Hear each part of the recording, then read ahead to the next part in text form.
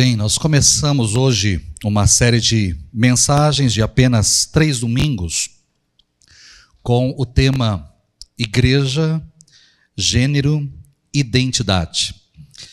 Como igreja, nós precisamos falar sobre o assunto, precisamos procurar entender da melhor maneira possível esse assunto. Como igreja, nós precisamos ampliar a nossa visão com relação àquilo que está acontecendo em nosso mundo, tentar entender aquilo que está acontecendo em nosso mundo. Mas o meu foco principal não é ampliar visão ou entender um pouco mais, mas auxiliar. Nós temos, talvez, adolescentes ou jovens perdidos, não só na igreja, mas perdidos em nossas famílias. Diante dessa situação, nós estamos nos aproximando aí, mês de junho, é chamado mês do orgulho, e as mídias bombardeiam de todos os lados, e nós temos jovens, adolescentes, crianças, jovens, adolescentes completamente perdidos, e nós precisamos então de alguma maneira auxiliar aquelas pessoas que estão enfrentando algum tipo de situação no âmbito da sua casa, no âmbito da sua família. Não é uma temática fácil, confesso para os irmãos que talvez foi um dos sermões mais difíceis de escrever. Eu fiquei quinta-feira a parte da tarde, sexta-feira manhã, tarde e noite, sábado tarde, noite e madrugada. Então foi trabalhoso escrever. O meu objetivo não é trabalhar essa temática na direção de pecado, nenhuma das 3 mensagens, mas é tentar entender o contexto, entender a nossa história, entender o que está acontecendo e o que, como igreja, podemos fazer. Esse é o objetivo, essa é a minha função aqui. O que eu gostaria de fazer aqui hoje é pintar um quadro, um cenário de como que as coisas estão, como que elas chegaram até aqui, e essa vai ser talvez a maior parte da minha fala. 2/3 da minha fala vão nessa direção.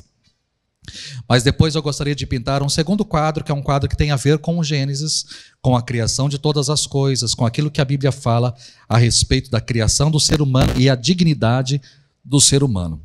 E quando nós falamos desse tema, nós não estamos falando simplesmente de questões morais, de questões éticas, ainda que haja uma ética sexual envolvida neste assunto. Mas quando nós falamos desse assunto, estamos falando sobre o que significa ser humano. Quero trabalhar nessa direção. O que significa ser humano? O que está em jogo hoje não são simplesmente os valores morais ou valores sexuais, mas como que nós nos enxergamos a partir de Cristo como seres criados à imagem e semelhança de Deus, e quais são as implicações disso para os nossos relacionamentos, para a nossa sexualidade, para o nosso corpo e, por fim, para a nossa identidade. Então, o que eu peço é para que você, primeiro, mantenha seu coração aberto, a sua mente aberta, e você possa entender. Somente hoje eu vou trabalhar uma parte bem histórica, mas que você possa entender aquilo que eu vou ministrar aqui para você. Bom, hoje, dentro dessa série, eu quero trabalhar esse tema, identidade e gênero. Identidade e gênero. E para começar a pintar esse cenário para vocês, eu gostaria de compartilhar a história de um pequeno livro chamado Red. Red, a história de um giz de cera. Esse é um livro infantil, não tem, pelo que eu pesquisei, não tem aqui no Brasil. É um livro presente nas escolas públicas dos Estados Unidos e do Canadá. E esse livro tem a finalidade de conscientização acerca das naturezas e as questões de gênero, para quebrar preconceitos, para criar nas crianças um senso maior de empatia com aquelas que são diferentes delas. Mas repare que a capa do livro traz o nome Red, bem grandão, e Red é vermelho em inglês. Então temos a palavra vermelho, bem grandão, escrito aí, mas escrito em azul, e pintado por trás em tom azul. Como vocês podem ver, há uma certa incoerência, inclusive quando você pega o giz de cera que está pintando, ele é azul na ponta, mas o rótulo que o envolve é vermelho. Então há uma certa incoerência entre o rótulo do giz de cera e a cor que ele está pintando. O livro trata justamente sobre a história de um giz de cera que é azul, mas que na verdade ele se sente vermelho. Ele é azul, mas ele se sente vermelho. E todo o seu trabalho, todo o seu esforço nas interações com as outras cores de giz, de cera, com as outras personagens do livro, é de convencê-los de que ele, na verdade, é um giz vermelho e não azul. Por mais que ele vai pintar, e nas páginas existe algumas páginas onde ele está sendo usado para pintar o mar, em algumas páginas onde ele está sendo usado para pintar o céu, por mais que a pessoa que o está usando, está pintando de azul, ele não se sente azul, ele se sente vermelho e quer convencer os outros gizes de cera de que ele é vermelho. E isso acaba gerando uma crise para o próprio giz, mas também para as outras cores. E essa crise precisa ser resolvida, pois toda a história precisa de uma resolução. E para resolver essa situação é bem simples. Primeiro precisa haver uma autoaceitação de que, na verdade, o giz azul é de fato vermelho. E a solução para isso é simplesmente colocar um rótulo vermelho em cima do giz azul, e agora todo mundo passaria a chamar o giz azul de giz vermelho. Simples assim. Vocês conseguem entender as implicações disso? Como que isso vai trabalhando o imaginário das crianças? Pode parecer uma história simples, mas aqui nós temos a desconstrução de uma realidade, onde nós vamos perdendo a gramática, onde nós vamos perdendo a linguagem, porque as palavras começam a perder o sentido, porque a realidade passa a perder o sentido. A partir do momento que um giz de cera azul quer ser tratado de vermelho e eu tenho que tratá-lo de vermelho porque ele se sente vermelho, aquilo perde o sentido. Pode parecer uma história simples, mas há uma série de implicações por trás dessa história. Eu quero trazer outro exemplo, uma matéria que saiu em 2018 na BBC News com o cantor Pablo Vittar. E diz a matéria que Pablo Vittar, a manchete, Pablo Vittar quer mirar o público adolescente em 2018. Veja bem como é complexo esse cenário que nós estamos vivenciando, né? As pessoas em casa talvez vão ver melhor, porque vai ficar grande na tela, mas para nós aqui, lá a matéria diz o seguinte, que Pablo, que nasceu Fábulo Rodrigues da Silva, em São Luís do Maranhão, e vive em Uberlândia, muitas vezes usa o pronome masculino quando fala de si mesma, apesar de ser uma drag mulher. E diz que as pessoas podem chamá-la de ela ou ele como queiram, contanto que seja com respeito. Diz ela que é gay e se define como sendo de gênero fluido, se identificando tanto como o masculino quanto com o feminino. E ela diz ali, o fato de ser drag, diz Pablo, não é o que a fez se tornar um sucesso. Minha carreira se sobressai a isso. Não é só por ser drag, é porque a minha música é boa. E quando é boa, meu amor, todo mundo gosta.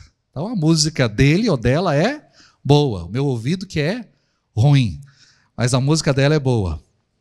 Né? Mas repare como o negócio é confuso. Repare como é confuso. Porque ela é uma drag mulher, ora chamada de gay, ora chamada de ele, ora chamado de ela. E além disso, ela se considera gênero fluido, portanto, está parte feminino e parte... É um negócio hiper, super, mega confuso. Mas essa é a realidade. Essa é a situação. É difícil compreender, e eu imagino, porque os mais velhos que estão aqui, a geração que já passou dos ENTA, não cresceu acostumado com essa realidade. Nós não crescemos acostumados com isso. Então isso começa a dar um nó na cabeça, porque são tantos termos, são tantos nomes, são tantos adjetivos, são tantas variações, são tantos nuances, que é difícil nós acompanharmos, mas a realidade é que os nossos adolescentes, as nossas crianças, estão crescendo num mundo acostumado com essa linguagem, estão crescendo num mundo com essa gramática e mais, tornando-se acostumado com os pressupostos que estão por trás de tudo isso. Porque é isso que acontece. Dr. James Houston, ele diz o seguinte: uma das marcas do nosso tempo, uma das marcas do nosso mundo pós-moderno é a fluidez de culturas e, por consequência, a fluidez de identidades. Tudo é fluido. Essa é uma das marcas do nosso tempo, a fluidez da cultura, que muda constantemente, e por ela estar em constante mudança, ela é fluida, ela não é sólida, ela escorre pelas mãos, as ideias, os valores, e por consequência as identidades também, tudo vai se tornando fluido, volátil, e quando as identidades se tornam fluidas, voláteis, maleáveis, começa a se enxergar também a possibilidade dos nossos corpos serem fluidos, maleáveis e voláteis. Então, o que está no cerne da grande revolução sexual do século XXI não é o sexo. A revolução sexual do nosso tempo não tem nada a ver com sexo, tem a ver com identidade. E é isso que talvez nós não conseguimos entender. Nós, dessa idade aqui, eu vou colocar da minha idade, ou dos 30 para cima, dos 40 para cima, nós não conseguimos entender. E o que nós não conseguimos entender? Porque quando nós olhamos para dois homens juntos, o que passa na nossa cabeça é quem é o ativo e quem é o passivo. Porque nós olhamos para dois homens e nós pensamos na questão sexual, meramente sexual. Nós olhamos para duas mulheres e pensamos na questão sexual, mas não é isso que está em jogo. Não está em jogo a sexualidade. A sexualidade é uma coisa secundária, terciária, olha lá. São coisas, isso não está em voga, não é o que está em jogo, é a questão da identidade que está em jogo. É como eu me sinto, é o que eu quero, é o meu desejo, é a minha vontade, não a sexualidade em si. Isso é depois, isso se vê depois, mas é a questão da identidade. Então a revolução sexual do nosso tempo não tem a ver com sexo, mas tem a ver com identidade, aquilo que define quem de fato eu sou, como que eu devo agir, quais são os meus valores neste mundo. Eugene Peterson, em seu livro, pastor, teólogo, falecido recentemente, em seu livro Coma Este Livro, o nome do livro é este, Coma Este Livro, ele fala que o mundo moderno, o self moderno, vive com base numa trindade substituta. A trindade clássica, Pai, Filho e Espírito Santo, está sendo substituída por outra trindade. Qual é essa outra trindade? Meus santos desejos, meus santos sentimentos e minhas santas necessidades. Os meus santos desejos, os meus santos sentimentos e as minhas santas necessidades. E segundo ele, em um mundo secular, o ser humano passa a ser o agente criador de todas as coisas, o ser humano é que está no controle de si mesmo, o eu absoluto é quem define todas as coisas. Nós podemos ser o que nós quisermos ser, podemos manipular a matéria, podemos modificar o corpo do jeito que a gente quiser, mudar a linguagem, podemos nos recorrer a tudo aquilo que de alguma maneira vai se alinhar e alimentar os nossos desejos, os nossos sentimentos e as nossas necessidades. Vejam que a identidade que antes era atribuída por algo de fora, por alguém de fora, agora passa a ser uma realidade interna. Sou eu que defino a minha identidade e para ele nós acabamos recorrendo a todo tipo de recurso para alimentar essa identidade. Nós precisamos de terapeutas, nós vamos em clínicas de estéticas, nós vamos a agentes de viagens, nós vamos à academia, nós vamos a shopping centers, nós vamos cercando a nossa vida de todas as coisas possíveis para continuar alimentando o nosso ego e continuar alimentando este grande ídolo que são os santos desejos, as santas vontades e as minhas santas necessidades. Repare, tudo que nós fazemos está envolvido nisso. É aquilo que eu quero, É aquilo que eu quero, são os meus desejos, as minhas vontades, é aquilo que eu quero, é aquilo que eu preciso, é aquilo que eu sinto. É o que eu sinto, é isso que está em jogo. E quando isso encontra as questões de gênero e de sexualidade, obviamente, tem aqui aquilo que nós encontramos nos dias de hoje. São tantas as possibilidades. São tantas as possibilidades de variação. Porque o sentido, o significado não está alheio, não está fora de nós, mas está dentro. Sou eu quem defino aquilo que eu sou. Então agora vamos falar um português bem rasgado. Eu cresci, provavelmente a maioria de nós, ou todos nós crescemos, e como é que nós definimos as pessoas? É menino ou menina? É homem ou mulher? Não é assim a nossa definição? 2 sexos, biologicamente. Aí nós começávamos a olhar para aqueles que eram diferentes, e nós tínhamos nomes para aqueles que eram diferentes. E vamos falar quais eram os nomes que nós usávamos? Nós olhávamos para um homem que não era tão homem assim, e a gente chamava ele do quê? Alguns mais educados chamavam de gay. Mas os menos educados chamavam de viado, não é verdade? Estou mentindo? Como é que nós falávamos? Ah lá, é um viado ali, ó. É assim que a gente falava. Tá certo? E a mulher que não era tão mulher assim, tão feminina? Como é que nós chamávamos ela? Alguns mais educados chamavam de lésbicas. Mas os não tão educados iam chamar do quê? De sapatão. Então, para nós tínhamos 4 grupos. Os homens, as mulheres, os gays e os viados, as lésbicas ou sapatão. É isso que a gente tinha. Depois, final da década de 80, 90, inventou-se uma sigla, que era uma sigla chamada GLS. Você lembra disso? Você consegue se lembrar disso? Que são os gays, as lésbicas e os simpatizantes. Era GLS. Você é gay, você é lésbica ou simpatizante. Era essa a sigla. Depois entrou-se aí a sigla LGBT, que são as lésbicas, os gays, os bissexuais e os transexuais. LGBT. Mas agora a sigla é LGBTQIAPN+. Porque envolve as lésbicas, os gays, os bissexuais, os transexuais, queer, que eu não sei o que é isso, até hoje não sei, intersexo, os assexuais, os pansexuais, os não binários, e tem um símbolozinho de mais na frente, porque que serve para incluir outras identidades não abrangidas pelas letras anteriores. Sabe por que isso? Porque você pode ser aquilo que você quer ser. Nós estamos numa capital e a gente não tem tanto, uma capital mais raiz. Quando eu vou para Londrina, eu me choco. Quando eu vou para Maringá, eu me choco, porque lá o negócio é muito mais avançado que nós aqui como capital. Quando eu vou para São Paulo, então, São Paulo é a Babilônia. Né? São Paulo é a coisa mais... São Paulo você tem de tudo. Hoje de manhã eu estava conversando com uma pessoa aqui, eu falei, eu estive em São Paulo, pastor, e São Paulo é a coisa mais... São Paulo tem de tudo.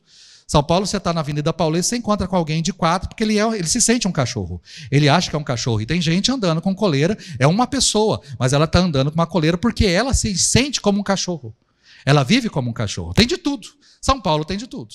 Então você precisa de siglas para colocar, são identidades. Por quê? Eu sou aquilo que eu quero ser. Eu defino quem eu sou. Esse é o mundo que nós estamos. Não é você quem define quem eu sou. Quem é você para dizer se eu sou homem ou sou mulher? Sou eu que defino quem eu sou, e eu sou aquilo que eu quero. Esse é o mundo que nós estamos vivendo. E que talvez nós aqui, adultos, principalmente os adultos aqui, né, os pais, os avós, não entendem. Olham para tudo isso e falam, mas como é possível? Como é que funciona isso? Nós não entendemos. Mas os nossos filhos, adolescentes e jovens, entendem muito. Porque eles estão crescendo neste mundo exatamente em meio a toda essa situação, a toda essa transformação cultural. Eles estão crescendo aí no meio. Enquanto nós ficamos perdidos, né, porque nós não conseguimos nos localizar em meio a tantas siglas e nomes, eles estão perdidos em outra direção. Mas está todo mundo, nós estamos numa geração completamente perdida. Mas repare o seguinte, Abigail Favale, que é uma das teóricas da questão de gênero, num livro que ela escreveu chamado A Gênese do Gênero, Abigail Favale, ela escreve sobre o paradigma de gênero, e ela define o seguinte, ela fala o seguinte: o paradigma de gênero defende uma visão construtivista radical da realidade, transformando a visão em verdade, exigindo que outros concordem com ela e adotem a sua linguagem. Repare bem isso. Nós transformamos a realidade, a visão se torna uma verdade, e você é obrigado a concordar comigo naquilo. De acordo com esse paradigma, não há criador e somos livres para nos criar. O corpo é um objeto sem significado intrínseco e damos a ele o significado que quisermos, usando a tecnologia para mudar o que é considerado natural. O corpo é meu. Você já ouviu a expressão meu corpo, minhas regras? O corpo é meu. Eu faço com o meu corpo o que eu quiser. Não recebemos significado de Deus nos nossos corpos ou do mundo. Nós o impomos. Nós o impomos. O que consideramos real é apenas uma construção linguística. Portanto, devemos usar a linguagem para criar a realidade que desejamos. Ser livre é romper os limites continuamente e dar vazão às vontades. Como a verdade é apenas uma história que contamos a nós mesmos, todas as histórias que contamos sobre nós mesmos são verdadeiras. Repare, me chama a atenção algumas coisas que ela coloca nessa frase. Uma é essa percepção de que quando nós tiramos Deus do cenário, e talvez foi isso que aconteceu de forma muito forte na década de 60 e 70, que era a morte de Deus, a teologia da morte de Deus, a ênfase na morte de Deus. Não é à toa que existem filmes hoje dizendo Deus não está morto, porque para a ciência, na década de 60 e 70, muitos livros foram escritos trabalhando a morte de Deus. Então, se Deus morreu, Deus está sendo tirado do cenário, quem é que se torna Deus no lugar de Deus? Eu sou Deus. Eu sou um Deus no lugar de Deus. E quando eu entendo que Deus é o Criador e esse Deus foi tirado de cenário, quem é o Criador agora? Eu sou o Criador. E eu faço comigo aquilo que eu bem entender. A criatura, como diz o apóstolo Paulo em Romanos 1, a criatura tomou o lugar do Criador. E a maneira como a criatura cria agora é a partir da linguagem, dando nome. E acredita-se que a partir da realidade dela dar o nome, tudo aquilo vem à tona, tudo aquilo deve se tornar real. O que temos diante de nós é uma ideia onde nós reduzimos o ser humano ao senhor cabeça de batata. Quem tem filho pequeno, ou quem já assistiu o filme Toy Story, com toda certeza conhece esse brinquedo, onde há peças intercambiáveis. Eu posso pegar o vestidinho vermelho dela e colocar nele. Eu posso pegar o bigode dele e colocar nela. Eu crio um personagem diferente. Hoje o que nós estamos vivendo, no mundo em que nós estamos vivendo, é essa ideia. Eu faço aquilo que eu quero. Eu vou construindo o ser de acordo com a minha vontade. Eu vou me construindo do jeito que eu quiser, como eu quiser, porque eu sou dono de mim mesmo, eu sou o criador de mim mesmo, eu me identifico dessa maneira, eu quero ser assim, eu vivo de acordo com a brincadeira do momento. Eu faço com o meu corpo, com a minha vida, aquilo que eu quero. Existe uma outra teórica de gênero, chamada Nancy Pearcey. E ela diz o seguinte: gênero é como nós nos chamamos, um rótulo que escolhemos. Não é você quem escolhe para mim, eu escolho para mim aquilo que eu quero. Não descobrimos a nossa identidade de gênero como se fosse um fato objetivo. Em vez disso, declaramos a nossa identidade. Trazemos-nos à existência pela palavra. A linguagem tem prioridade sobre a biologia. E qualquer palavra que escolhemos. A carne tornou-se palavra. Para mim, essa pessoa conhece muito bem o texto de João, capítulo 1, onde diz que o verbo, a palavra, se tornou carne. E aqui ela faz exatamente o contrário. A carne se tornou palavra. Veja que é uma inversão da encarnação. no discurso aqui da teoria de gênero. Vivemos um processo de escarnação. E nesse livro, o nome desse livro é Ama o Teu Corpo. Nancy Pearcey mostra que a nossa cultura, apesar de falar muito e de valorizar muito o corpo, ela tem tratado o corpo como uma matéria descartável, dispensável. Porque o que é mais elevado para as pessoas hoje são os nossos desejos, são os nossos sentimentos. Como é que nós nos vemos? E por meio da linguagem, a modernidade acredita que é capaz de transformar a realidade. Veja, eu estou repetindo isso, não só eu repito. Eu coloquei aqui já 3 frases, 3 slides de pessoas falando sobre isso e todas elas utilizaram a palavra linguagem. Veja que a linguagem é um aspecto muito importante nesse processo.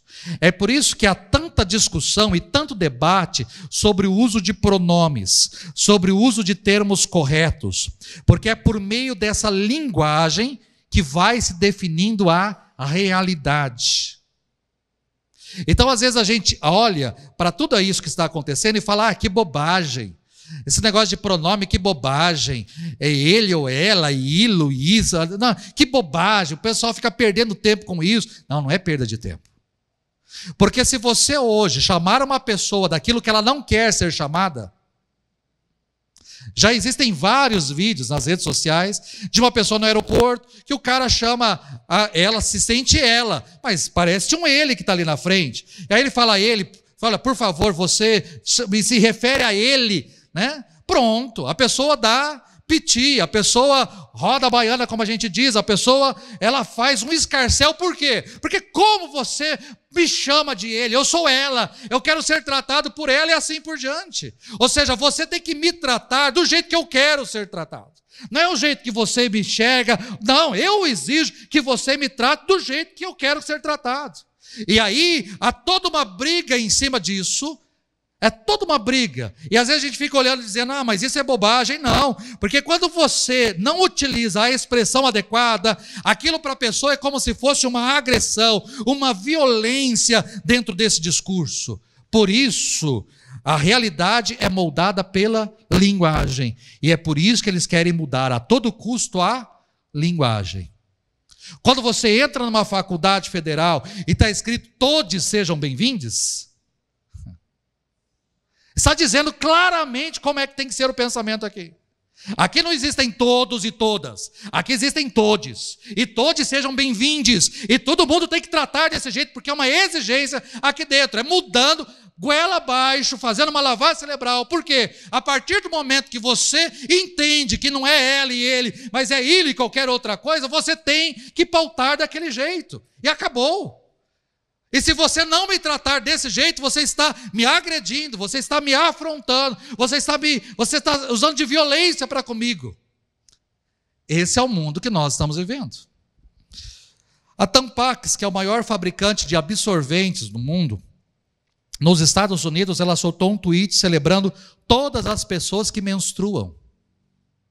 Fato, está escrito aí em inglês, fato, nem todas as mulheres menstruam. Fato também, nem todas as pessoas que menstruam são mulheres. Vamos celebrar a diversidade de todas as pessoas que menstruam. O tweet está se referindo a pessoas trans.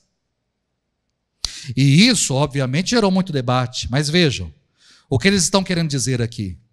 Se você disser que uma mulher é mulher porque ela menstrua, né, você está utilizando de algum tipo de agressão. Isso é agressivo, é violento, porque na verdade, pela linguagem, nós podemos dizer que uma pessoa que se sente como homem também é capaz de menstruar.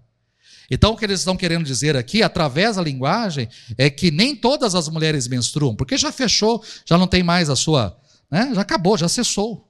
Nem todas as mulheres menstruam, mas nem todas as pessoas que menstruam são mulheres, porque existem homens que menstruam, porque se ela é uma mulher, mas ela se sente homem, homem também então menstrua. Esse é o mundo que você vive. Esse é o mundo que nós vivemos. E isso tem nos levado então a um deslocamento, a uma desintegração do sexo, do corpo e da identidade. Como é que nós chegamos até aqui? Existe um livro de uma historiadora, a historiadora chama-se Sarah Williams. Essa é uma mulher cristã, ela é historiadora, ela é teóloga, uma acadêmica extraordinária. Atualmente, ela tem feito um trabalho de pesquisa em Oxford. E essa mulher, num dos seus livros, ela fala a respeito do desenvolvimento da família, do deslocamento e de desconexão que acabaram acontecendo no século XX. Porque para a gente entender o que está acontecendo hoje, preciso voltar lá atrás, onde isso começou. E ela traz uma origem de onde de tudo isso começou. Primeiro, ela fala sobre o deslocamento do sexo de procriação. No início do século XX, nós desvinculamos o sexo do ato de procriar, através de métodos contraceptivos, por sua vez, começando talvez lá com os preservativos e depois vindo. Mas, por sua vez, isso desvinculou a feminilidade da noção de maternidade. Repare que até o início do século passado, todas as meninas, elas foram educadas para se tornarem mulheres e elas deveriam se casar e ter filhos. Ponto. Todas as meninas deveriam ser boas donas de casa e boas mães. Acabou. Acabou. Mas aí entram os métodos contraceptivos. Ou seja, você não precisa ser mãe. Você pode até se casar, mas não há necessidade de ser mãe. Você não precisa ser. A gente pode agora mudar essa história. É o homem mudando a história. Você pode mudar a história. Então, se você não precisa ser mãe, você pode ser outra coisa. Então você pode sair de casa e trabalhar. Você não precisa ter filhos. Então você pode trabalhar.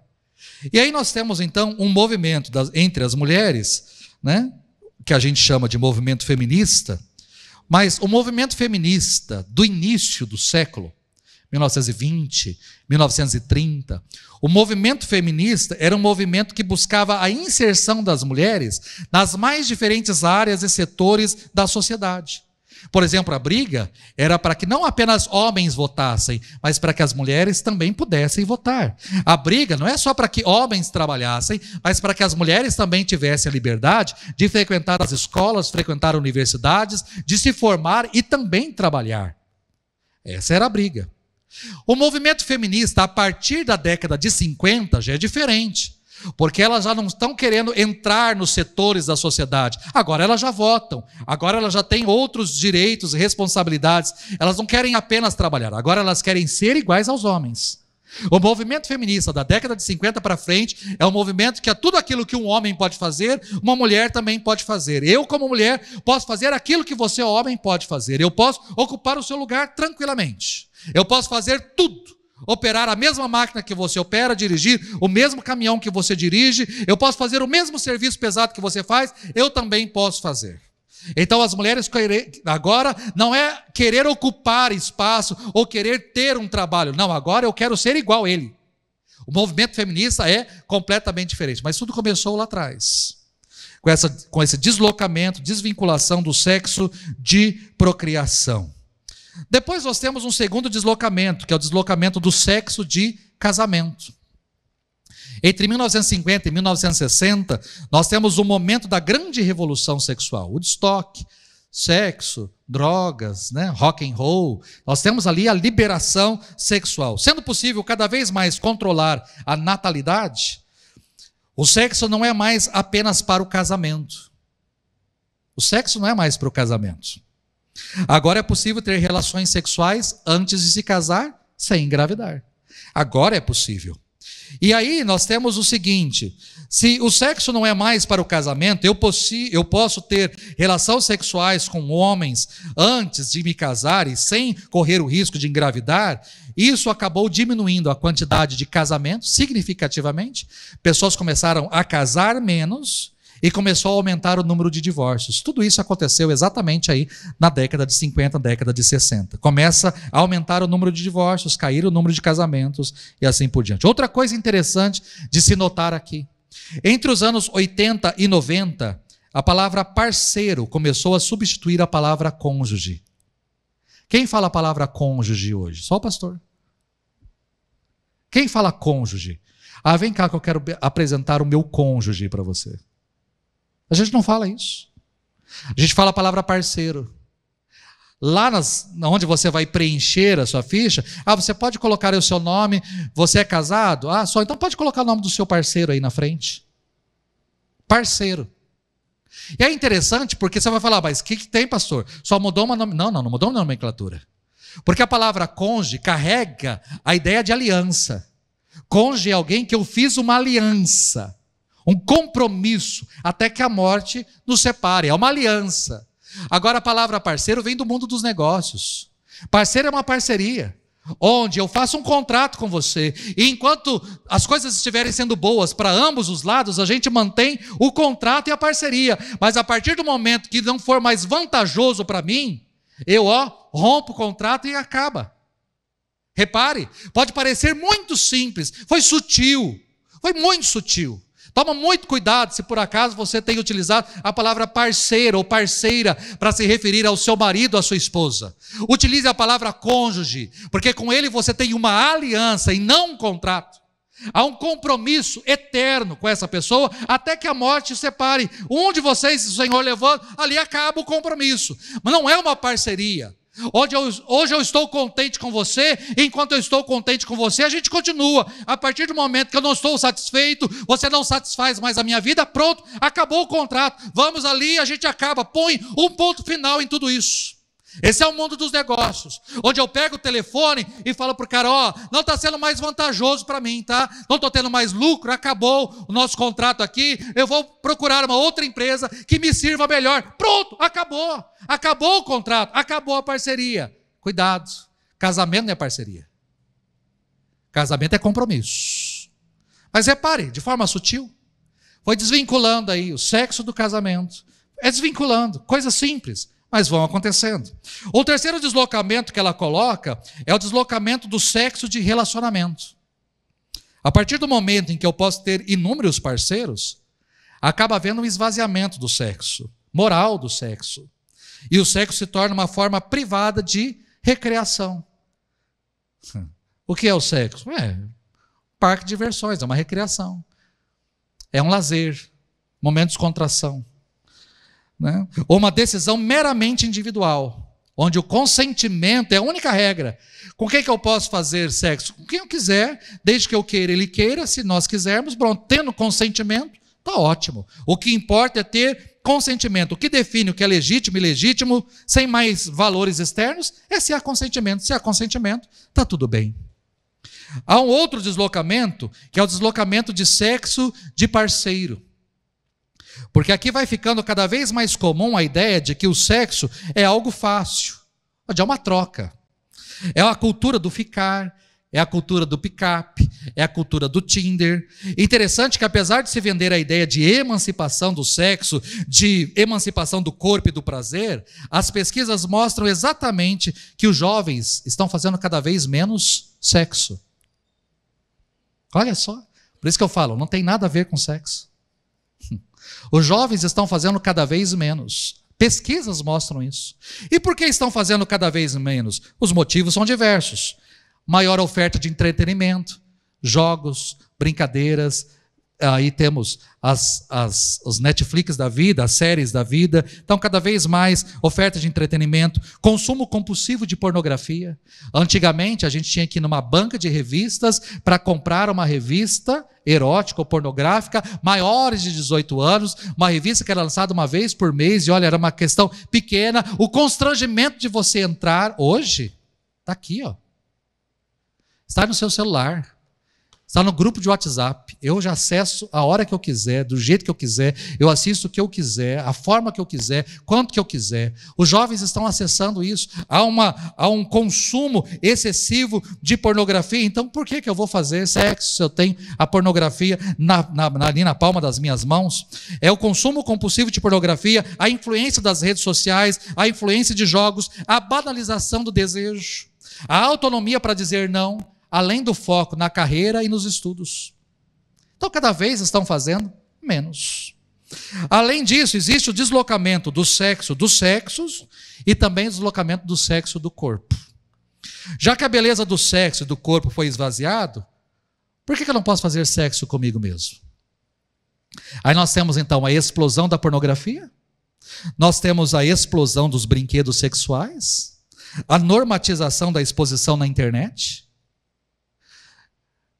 Não sei se você já leu a respeito disso, mas a quantidade de casais que gravam as suas relações sexuais e colocam tudo isso na internet, vendendo em OnlyFans, em Privacy, em tudo quanto é coisa, e colocando na internet, fazendo canais. A quantidade de casais pós-pandemia, se antigamente era algo restrito, hoje todo mundo é uma atriz, um ator. Se antigamente existia uma indústria pornográfica que dominava tudo isso, e essa indústria pornográfica tinha lá uma produtora que fazia filmes e atores e atrizes, hoje não. Qualquer casal com uma câmera pode filmar, gravar e ganhar dinheiro em cima disso. A exposição. O que tem hoje de OnlyFans e Privacy, esses canais assim, e as pessoas assistindo para ver homens e mulheres de calcinha, de cueca, tendo relações ou não, o que tem hoje, então eu tenho prazer comigo mesmo. As exposições aí, a normalização de tudo isso, eu não preciso ter parceiros, eu dou prazer a mim mesmo. E por fim, as mídias sociais, a internet, tem sido um campo destruidor das identidades. E isso é algo que a gente precisa ter cuidado, principalmente nós, pais, com crianças pequenas. Nós precisamos ter muito cuidado. Porque a fomentação dessas teorias, porque muita gente vai falar, pastor, mas isso tudo aí é coisa de faculdade, isso é coisa de academia, são essas teorias aí, é tudo coisa de faculdade. Mas tudo isso depois passa para os espaços públicos, passa pela política, você vê algumas discussões lá no Senado, lá na Câmara, os deputados e os senadores brigando um com o outro, xingando um ao outro, passa por lá, mas o que vai cair mesmo são nas redes sociais. E ali nas redes sociais que está o perigo, porque através das redes, as pessoas, elas veem histórias, elas veem imagens e elas se identificam. Ali são criadas comunidades virtuais, onde as pessoas que têm crises semelhantes vão atrás de ajuda, vão pedir socorro, vão pedir auxílio, e ali elas encontram ajuda, não a boa ajuda. Ali elas vão encontrar de tudo. E ali elas vão realmente criando os seus grupos, formando os seus pares, e de alguma maneira elas vão tentando se identificar. Vamos citar um exemplo? A maioria talvez de nós aqui adultos não conhece essa moça aqui. Eu não conhecia até essa semana. Nunca ouvi falar de Billie Eilish. Se você perguntar, pastor, o senhor conhece as músicas dela? Eu não conheço uma música dela. Perguntei para o meu filho, pedi para ele mostrar. Ele mostrou algumas, essas são sucesso, mas eu nunca ouvi uma música dela. Mas essa menina, aos 19 anos, gravando um CD no quarto, junto com seu irmão, essa menina no seu primeiro LP, olha só a idade, né? No seu primeiro disco, ela ganhou 5 Grammys. No seu primeiro, aos 19 anos. Hoje, ela já tem 9 Grammys. 9. Não só é um sucesso musical, tem as pessoas que gostam, provavelmente, é um estilo, mas faz sucesso, ganhou Grammys, tem aí notoriedade no âmbito da música, mas essa menina também, ela é uma explosão nas redes sociais. Só no Instagram ela tem mais de 125 milhões de seguidores. Só no Instagram. Fora no TikTok, fora nos outros, no Spotify. Spotify ela tem mais de 100 milhões de seguidores, assim por diante. Ela carrega muita gente. Mas o que me chama a atenção, e por que eu cheguei nela, não é nem por conta da sua música, nem por conta da sua voz, nem por conta não. O que me chamou a atenção nela foram as suas roupas. As suas roupas são assim, largas. Ela só usa roupas assim.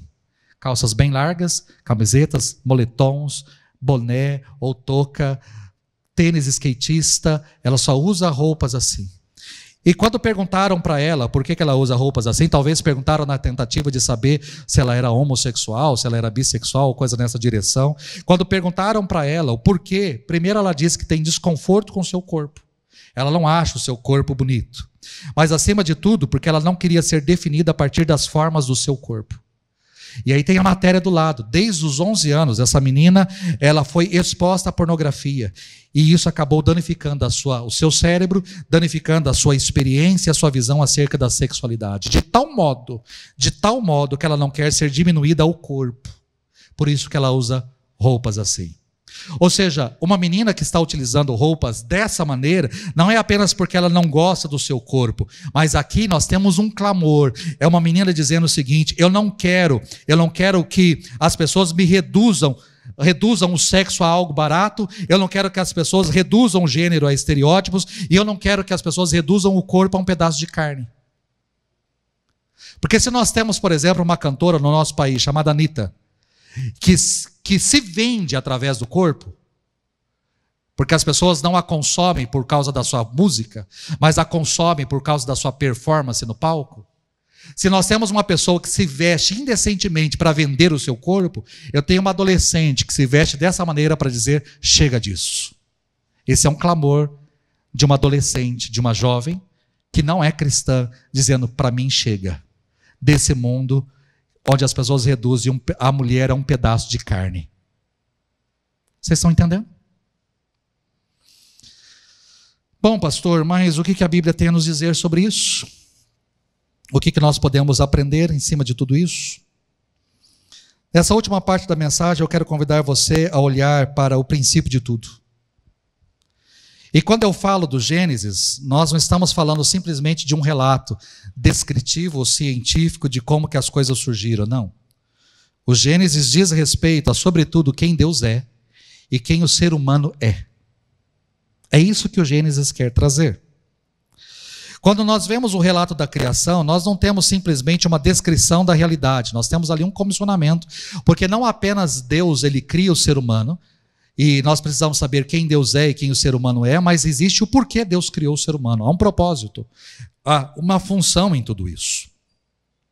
Aquilo que a gente chama de telos, há um propósito, há uma direção, há uma estrutura que aponta para uma realidade, do qual deve ser preservada e guardada. No Gênesis capítulo 1, nós vemos um Deus que cria toda a realidade em 6 dias e no 7º dia descansa. E muitos estudiosos falam do Gênesis e comparam o Gênesis com outros relatos de criação antigos, como, por exemplo, os relatos da criação babilônica e de outros povos. Relatos que falam do ser humano como algo que é algo de segunda ordem. Alguns relatos, por exemplo, de criação, apontam o ser humano como se ele fosse criado para ser um escravo, para alimentar os deuses, para satisfazer as vontades das divindades. Alguns relatos antigos falam que o mundo veio à existência por meio da violência, por meio de disputa entre deuses. Outros relatos falam que a criação foi simplesmente vomitada por um Deus enojado. Esses são relatos que temos sobre a criação. O que nós temos é um vômito de um Deus que estava enjoado. Mas quando eu olho para a criação do Gênesis, eu tenho o relato de um artista. Toda vez que eu leio Gênesis 1 ou Gênesis 2, para mim ali eu tenho um relato de um artista, que com toda a sua criatividade, com toda a sua sensibilidade, com toda a sua beleza, ele vai criando e dando sentido às coisas. Repare que tudo vai sendo criado e tudo tem um sentido, tudo tem um propósito. Ele diz: haja os luminares, mas há um sentido. Um para clarear o dia, outro para iluminar a noite, as estrelas para governar e nos orientar, e tudo isso acontece para que existam estações, tempos. Tudo que ele faz tem um propósito. Ele é um artista ao fazer todas as coisas. Ele pinta de forma linda este universo. Ele faz, ele cria. E é interessante que Deus, à medida que ele vai trazendo a existência por meio da palavra, por meio da linguagem, ele vai trazendo a existência: haja luz, e houve luz; haja firmamento, houve firmamento; haja porção seca, ou haja árvores, tudo que ele vai trazendo através da palavra. À medida que ele vai criando todas as coisas, ele olha para tudo aquilo que ele criou, e o que ele diz que é bom. Haja luz, e houve luz. E Deus fez separação entre luz e trevas, e Deus viu que aquilo era bom, e chamou dia a parte iluminada, momento iluminado, e noite a parte escura. E foi assim, tarde e manhã, o primeiro dia. E assim por diante. A cada final de dia, Deus vai dizendo que aquilo é bom. Ele olha para a sua criação e diz que é bom. E quando ele cria no sexto dia o homem e a mulher, quando a criação está completa, homem e mulher criados, ele olha para aquilo e diz que tudo é muito bom. E viu Deus que tudo era muito bom.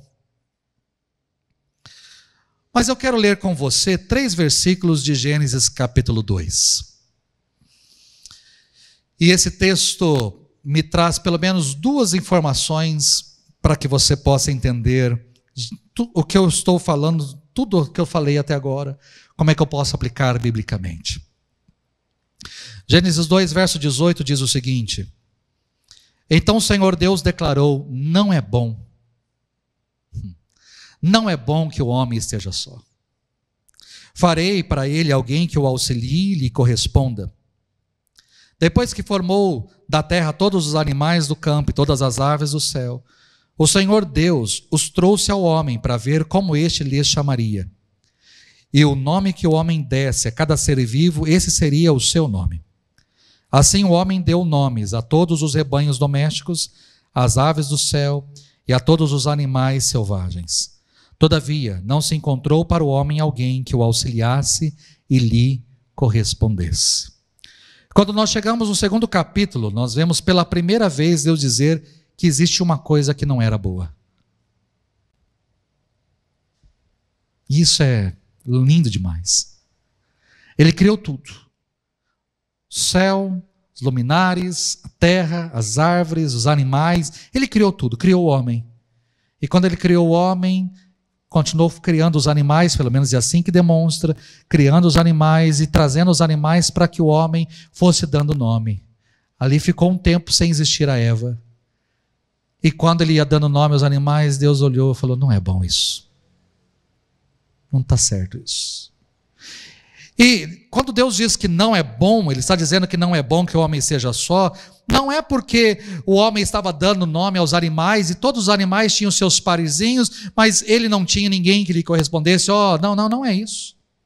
Deus diz que não é bom porque Deus é um Deus comunitário. Deus é um Deus trino.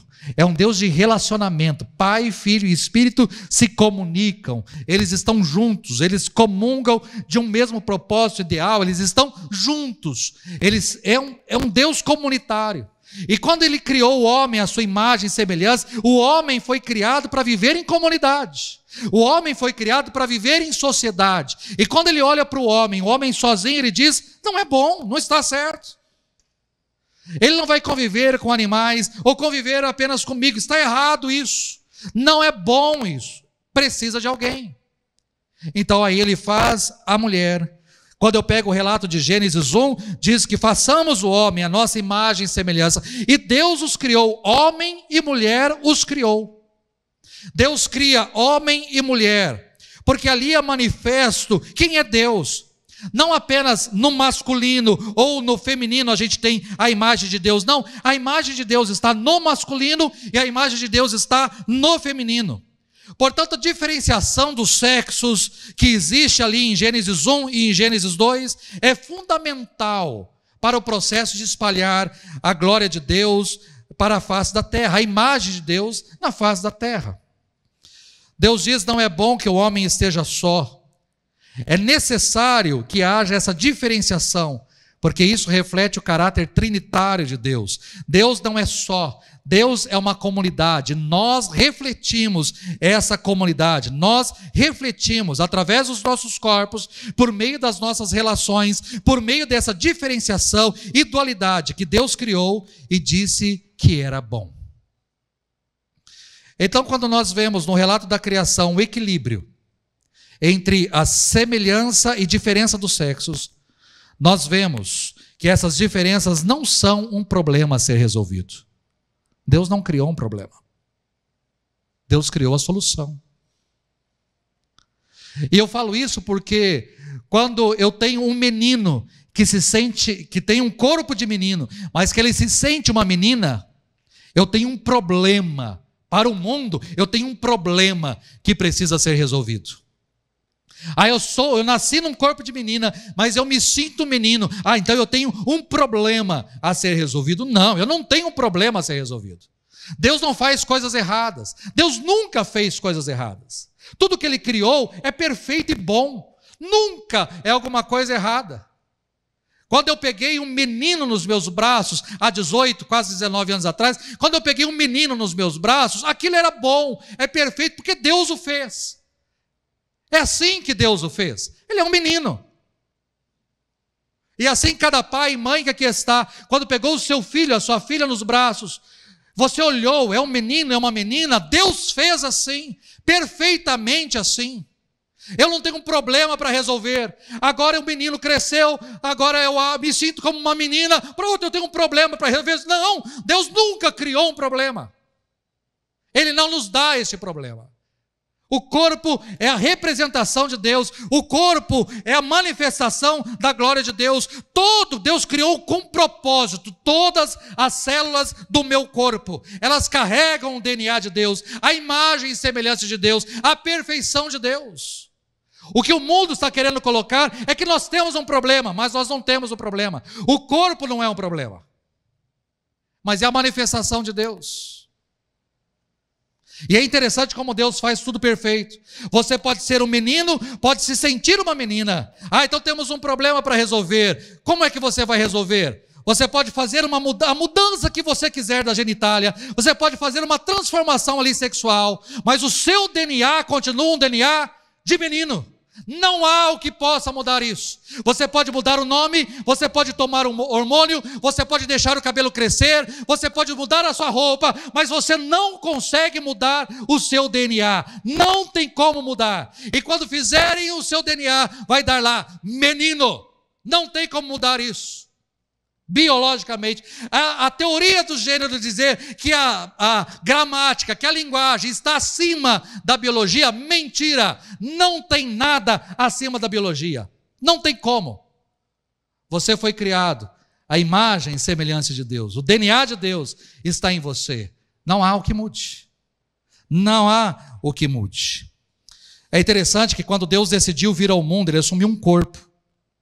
E, portanto, quando nós olhamos para essa própria realidade criada, nós não podemos de maneira nenhuma ceder a qualquer tipo de pensamento, insinuação de que o corpo, de que a matéria é um problema a ser resolvido. Não.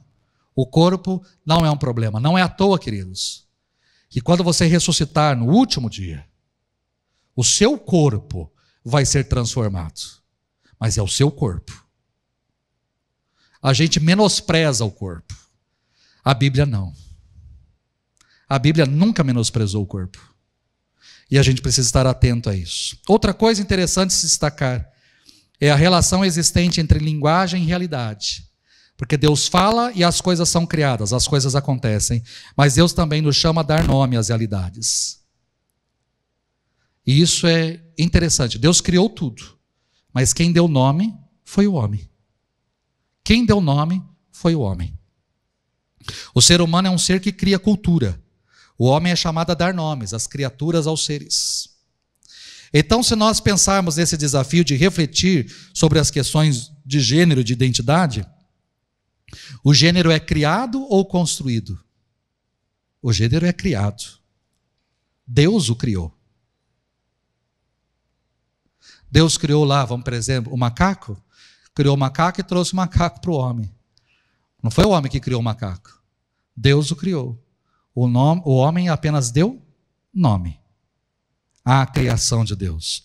O gênero é criado por Deus. O nosso sexo biológico foi criado por Deus. Deus nos dá a capacidade de criar cultura, de criar roupas, de criar vestimentas. E em cada cultura essas realidades vão sendo mudadas, vão sendo transformadas. Mas não são essas as definidoras últimas da nossa identidade, da nossa realidade. O nosso nomear não é criador. Ele é simplesmente o reconhecimento daquilo que Deus criou. Portanto, o que nós fazemos enquanto seres humanos, criadores de cultura, por meio do nosso trabalho, por meio dos nossos relacionamentos, por meio das nossas vocações, é o reconhecimento daquilo que Deus já fez.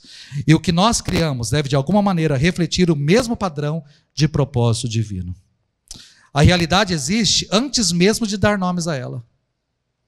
E aqui nós vemos que se nós desejarmos encontrar o nosso verdadeiro eu, a nossa verdadeira identidade, nós não vamos criar por meio da nossa própria linguagem, por meio dos nossos próprios desejos ou por meio dos nossos próprios sentimentos. Nós precisamos receber uma palavra de fora, e eu digo para você, uma palavra que vem do alto. É uma palavra do alto. Ontem, essa madrugada, enquanto concluí a mensagem, me veio de forma muito clara o que aconteceu logo no início do ministério de Jesus, a sua tentação. Quando Jesus foi tentado no deserto pelo diabo, a tentação pelo diabo não foi simplesmente fazê-lo transformar pedras em pães, ou fazê-lo dar um espetáculo pulando do alto do templo, não foi dando a ele todos os poderes do mundo. Sabe como é que foi a tentação lá? A tentação foi o diabo dizer para ele assim: se tu és o Filho de Deus. E o que Jesus era? Ele era o Filho de Deus. Mas o diabo tenta. Talvez as mulheres não vão entender isso aqui, né? Mas os homens vão entender. Se por acaso você está nervoso e alguém está chamando você para briga, se o cara falar assim, bate, só falar bate, você não bate. Mas quando o cara fala assim, se você é homem, me bate. Aí já, opa, se você é homem. Aí eu preciso provar que eu sou. Aí eu parto para cima. Essa é a palavra. Porque enquanto ficar, me bate então, me bate, não me bate não. Agora quando você provoca, se você é homem, então me bate se você é homem. Aí pronto, aí você mexeu com o brio da pessoa. O homem, raiz, vai para cima. O Nutella, não sei, mas o raiz vai para cima. Aqui eu tenho Satanás dizendo para Jesus, se você é o Filho de Deus, você não está com fome? Se você é o Filho de Deus, transforma essa pedra em pão e come. Olha só. O que o diabo está trabalhando aqui é identidade. Qual é a sua identidade? Você é o Jesus de Nazaré? Ou você é o Filho de Deus? Porque se você é só o Jesus, filho do José e da Maria, um carpinteirozinho, lá de uma cidadezinha de nada, um pobre, você é um nada, você não tem o que fazer. Agora, se você é o Filho de Deus, transforma essa pedra em pão e come. Você está 40 dias sem comer nada. Você deve estar morrendo de fome. Transforma essa pedra em pão, come, se você é o Filho de Deus. Repare. Satanás é astuto. E ele vai exatamente na identidade. O que ele vai trabalhar na cabeça de muitos hoje? Mas você é menino? Será que você é menino mesmo? Será que você não é uma menina? Repare. É um questionamento com relação à identidade, com relação ao ser. E a única maneira de Jesus resistir à tentação e à cilada do diabo foi lembrando da voz que ele ouviu no dia do seu batismo. E o que ele ouviu no dia do seu batismo? Este é o meu filho amado, em quem eu tenho todo o meu prazer. Ele não precisava provar para o diabo nada. Ele era filho amado de Deus. E ele tinha ouvido dias antes o próprio pai dizendo isso, publicamente. Você é o meu filho amado. Basta. Basta. Essa é a palavra que nós precisamos. E essa é a palavra que define quem nós somos. Essa é a palavra definidora da realidade, que nós, em Cristo, somos filhos e filhas amados de Deus. E, portanto, se você é pai, mãe, tio, tia, avó, tem lidado com jovens, adolescentes, crianças, pessoas confusas, com relação aos seus sentimentos, com relação aos seus desejos, com relação às suas vontades, nós não podemos cristalizar isso ou elevar isso para um lugar ao qual não pertencem esses desejos, suas vontades, que é no campo da identidade. Porque não são essas as realidades que vão nos definir, e sim a palavra que vem do alto. É essa palavra que nos define. Os desejos, sentimentos, eles vêm e vão. Os desejos e sentimentos mudam. Eu não estou dizendo que quem sofre nessa área não vive lutas reais, não. Quem sofre nessa área tem lutas reais e são pesadíssimas. São muito pesadas, os questionamentos são enormes. Mas eu acredito que a única maneira de nós vencermos qualquer realidade do pecado, do mal, do mundo, é em Jesus, o Verbo que se tornou carne e habitou entre nós. É Ele que nos diz agora, para mim e para você, eu criei você. E você, quando eu o criei, era muito bom. Eu te criei um menino, e isso é muito bom. Eu te criei uma menina, e isso é muito bom. Ah, mas quem eu sou? Você é um filho amado. Você é uma filha amada. Esse mundo, e às vezes os nossos adolescentes jovens, estão perdidos. Porque não são amados. Não são amados. E aí nós temos um problema. Quando eu não tenho exemplos em casa, quando eu não tenho amor em casa, eu vou procurar tudo quanto é coisa. Pessoas que afirmem quem eu sou. Porque na minha casa ninguém afirma quem eu sou. Que a gente abra os olhos, queridos. Essa é uma palavra para a gente abrir os olhos, para entendermos o que está acontecendo. E como nós trabalharmos e tratarmos isso. O que todos nós queremos, o que o mundo está buscando não é aceitação, não é reconhecimento, não é identidade. Mas o que nós cremos é que essas realidades só são encontradas em Jesus. Só em Jesus. Auxilie seu filho, a sua filha, seu sobrinho, sua sobrinha, seu neto, neta, auxilie nessa direção. Feche os seus olhos.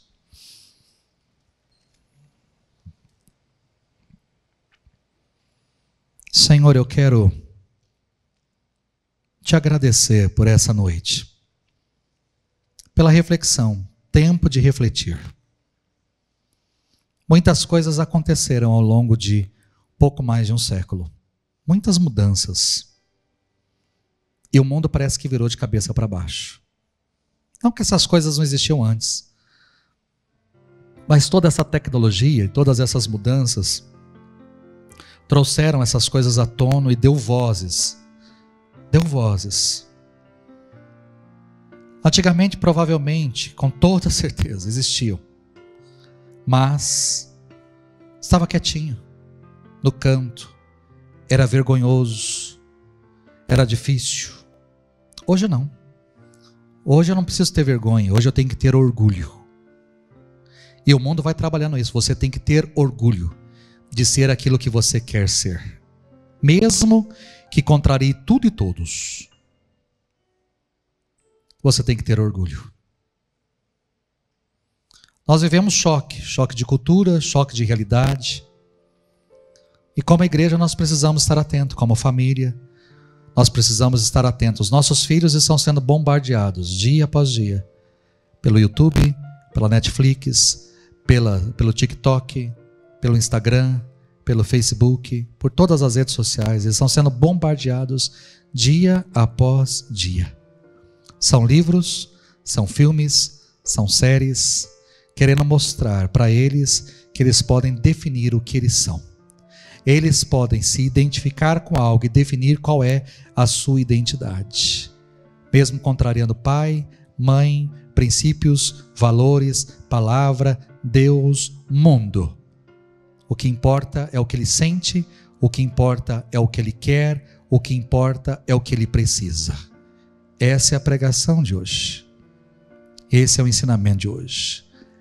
Mas quando olhamos para a tua palavra, o Senhor nos criou de forma perfeita. O nosso corpo não é um problema. A nossa sexualidade não é um problema. O Senhor nos criou homens e mulheres. Simples assim. Para que fôssemos completos, para que pudéssemos crescer, pudéssemos casar, pudéssemos ter filhos, porque esse é o propósito. Crescei, multiplicai, fecundai a terra, povoai, dominai sobre ela. Este é o propósito. Propósito que não pode ser cumprido entre dois homens, entre duas mulheres. Então olhamos para a tua palavra, entendemos a tua palavra E que a gente possa, diante de tudo isso que está acontecendo, entender que a primeira coisa, somos criados, somos filhos teus, somos criados pelo Senhor, de forma perfeita. O Senhor nos quis assim. E também somos seus filhos amados. O Senhor nos ama. E é assim que o Senhor nos chama. Obrigado por esse tempo. Obrigado por essa palavra que traga de fato reflexão sobre cada um de nós. É a minha oração, Pai. Em nome de Cristo Jesus. Amém e amém.